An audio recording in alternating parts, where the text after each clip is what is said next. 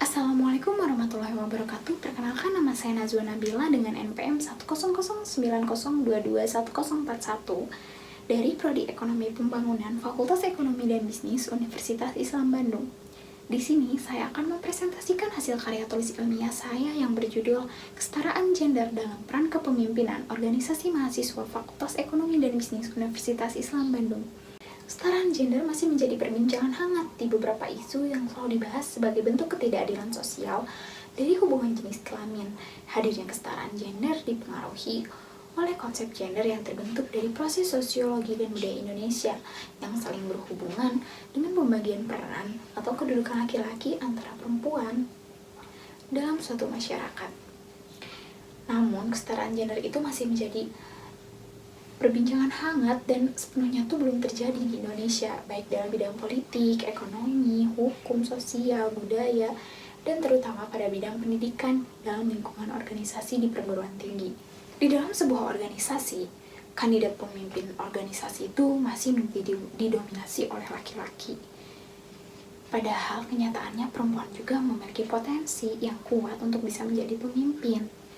Banyak yang menghubungkan antara kemampuan individu seseorang dalam memimpin dengan aspek biologis yang telah melekat pada diri pemimpin, yaitu perbedaan pada jenis kelamin laki-laki dan perempuan. Hal tersebutlah yang bisa menyebabkan adanya ketimpangan gender, di mana akan terdapat kondisi yang tidak menguntungkan bagi perempuan walaupun populasi perempuan itu sangat banyak. Ada banyak organisasi di Universitas Islam Bandung yang terdiri dari organisasi legislatif dan organisasi eksekutif, di mana untuk memegang kekuasaannya itu masih didominasi oleh laki-laki. Hal inilah terlihat bahwa konsep kesetaraan gender itu masih belum diterapkan secara optimal. Dari hal-hal sebelumnya yang telah dipaparkan, melihat dari fenomena dan adanya isu kesetaraan gender, maka dari ini rumusan masalah yang bisa diambil itu terdapat dalam ketiga rumusan masalah. Dari latar belakang yang sudah dipaparkan sebelumnya dan rumusan masalah yang lalu selanjutnya ada tujuan dari penelitian ini. Tujuan dari penelitian ini adalah yang pertama itu untuk mengetahui bagaimana penerapan kesetaraan gender di dalam organisasi mahasiswa Fakultas Ekonomi dan Bisnis Universitas Islam Bandung. Lalu yang kedua, ingin mengetahui faktor apa saja yang dapat mendorong dan faktor yang menghambat kesetaraan gender di dalam organisasi mahasiswa Fakultas Ekonomi dan Bisnis. Lalu yang ketiga, ingin mengetahui bagaimana pengaruh kesetaraan gender terhadap peningkatan kualitas organisasi mahasiswa Fakultas Ekonomi dan Bisnis.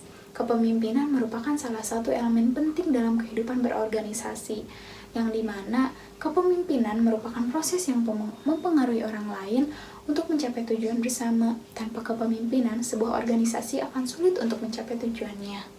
Keterkaitan kepemimpinan dengan kehidupan yang berada di lingkungan organisasi dapat dilihat dari aspek visi misi, strategi, dan kebijakan yang ada di organisasi serta kerjasama tim. Organisasi merupakan wadah untuk sekumpulan orang yang bekerja sama secara rasional dan sistematis dengan terpimpin atau terkendali untuk mencapai tujuan dengan memanfaatkan sumber daya yang ada di dalamnya. Organisasi menjadi jenis kegiatan non-akademik dalam perguruan tinggi sebagai wadah untuk sekumpulan mahasiswa yang menjadi kelompok dengan posisi masing-masing dari mulai ketua hingga anggota untuk mencapai tujuan bersama. Kesetaraan gender adalah situasi di mana laki-laki dan perempuan memiliki hak dan peluang yang sama sebagai individu, yang memungkinkan mereka untuk berperan serta berpartisipasi dalam berbagai sektor seperti politik, hukum, ekonomi, sosial, budaya, pendidikan, dan lainnya. Sesungguhnya perbedaan gender itu tidak akan menjadi masalah ketika tidak terjadi diskriminasi dan ketidakadilan gender.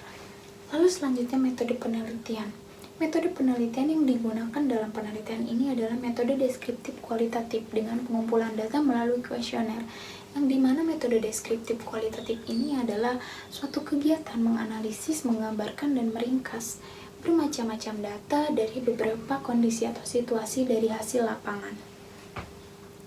Yang dimana pada penelitian ini peneliti menjelaskan suatu keadaan melalui kuesioner yang berupa pertanyaan-pertanyaan.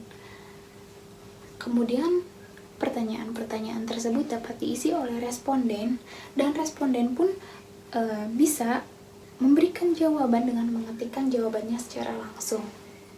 Pada penelitian ini, peneliti menggunakan dua jenis data, yaitu yang pertama ada data primer dan data sekunder, yang dimana untuk data primer itu didapatkan langsung dari hasil kuesioner tersebut yang dibagikan kepada para mahasiswa aktif Fakultas Ekonomi dan Bisnis yang mengikuti organisasi mahasiswa.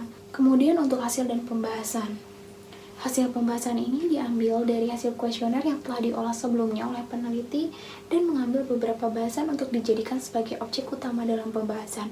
Hasil penelitian ini akan membahas 4 bahasan.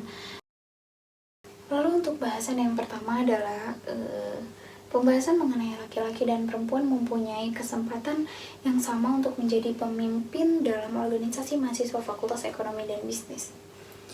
Dapat dilihat dari grafik yang telah dipaparkan bahwa mengenai kesempatan yang sama antara laki-laki dan perempuan untuk menjadi pemimpin dalam organisasi mahasiswa menunjukkan hasil sebesar 65% responden atau sebanyak 15 mahasiswa aktif yang memilih setuju terhadap pernyataan tersebut.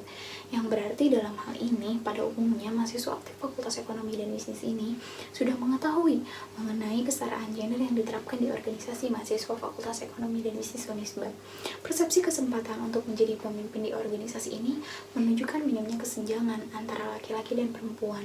Hal ini mencerminkan adanya budaya organisasi yang mendukung kesetaraan gender dalam pengembangan karir dan menciptakan lingkungan di mana potensi setiap individu dapat diakui secara merata. Lalu selanjutnya untuk poin bahasan yang kedua yaitu mengenai faktor yang mendorong kesetaraan gender dalam peran kepemimpinan organisasi mahasiswa Fakultas Ekonomi dan Bisnis Universitas Islam Bandung.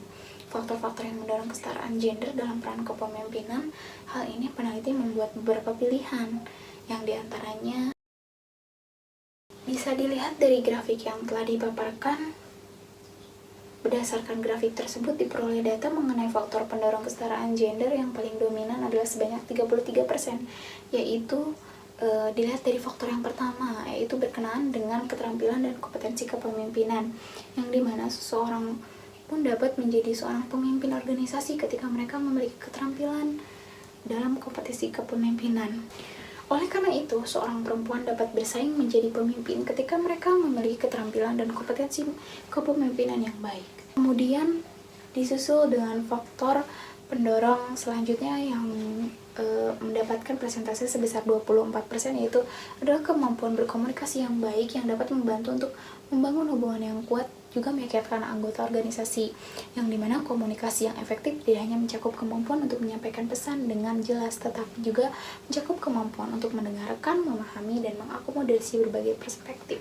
Terus selanjutnya, poin bahasan yang ketiga yaitu faktor yang menghambat kesetaraan gender dalam peran kepemimpinan organisasi mahasiswa Fakultas Ekonomi dan Bisnis Universitas Islam Bandung. Faktor-faktor yang menghambat kesetaraan gender dalam peran kepemimpinan, hal ini peneliti membuat beberapa pilihan, diantaranya berdasarkan grafik yang telah dipaparkan, diperoleh data mengenai faktor penghambat kesetaraan gender yang paling dominan itu sebesar 28%, yaitu faktor yang ketiga yang dimana berkenaan dengan budaya patriarki, dimana untuk budaya patriarki itu merujuk pada suatu sistem sosial di mana pria mendominasi dalam hal kekuasaan, otoritas, dan kendali, baik dalam ranah pribadi maupun publik. Dalam budaya patriarki, peran dan tanggung jawab tradisionalnya ditempatkan pada pria, sementara perempuan cenderung mendapat peran yang lebih terbatas dan seringkali disubordinasikan. Seorang perempuan akan terus merasa kesulitan untuk bisa menjadi seorang pemimpin ketika lingkungan yang dia tempati, organisasi yang dia ikuti itu tidak mengedepankan budaya patriarki.